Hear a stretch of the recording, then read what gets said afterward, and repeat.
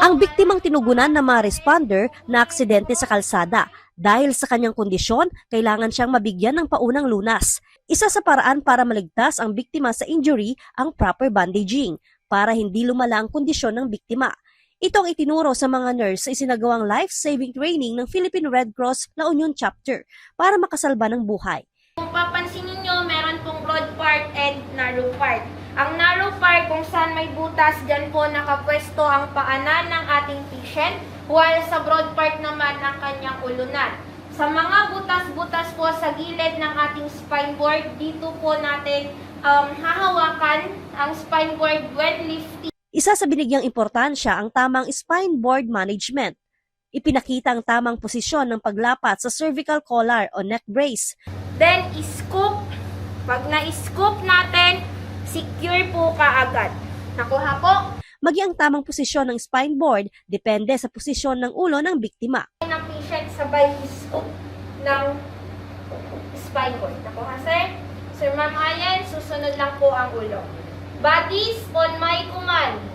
1, 2, 3. Pagbaliktad, scoop kaagad. Very good. Itong activity na to ay regular nating kinakandak as part of our programs on safety services na kung saan ay nagtitrain tayo ng mga interested na individuals, bata man, matanda, kahit na anong background, tinitrain natin para magkaroon sila ng skills sa pagsalba ng buhay. Ang mga napiling trainee, mga bagong pasang nurse, na tila nagsilbing refresher course ang aktibidad. Nagtuturo sa academe si George na isang registered nurse. Batid daw niya ang kahalagahan ng training bilang medical professional. Araw-araw po may nangyayaring disgrasya, may nangyayaring sakuna, at ang question sa sarili natin ay kung paano tumulong. Well, libre po ang tumulong, pero hindi lahat ng tao ay kayang tumulong ng tama.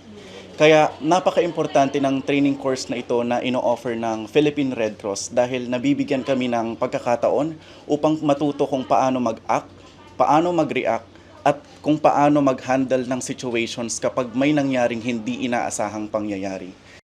Ang kanyang natutunan, ituturo rin umano niya sa kanyang mga estudyante at komunidad. Yung training kasi natin is hindi lang siya basic life support. Yung kadalasan kasi CPR yung tinatawag natin, no. Pero yung program natin ay kasama na yung standard first aid skills and techniques kung paano yung pag-handle ng patients, ganyan.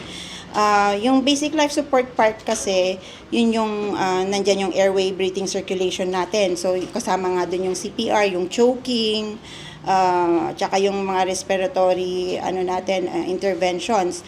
But on the first aid, it's more on like yun, paano i-handle yung pasyente, ano yung proper na pag-handle sa kanya, yung pag-carry sa patient from unsafe to safe place, di ba? Tinuturo yon. Tsaka yung spine board management is paano, yung part ng transfer yon.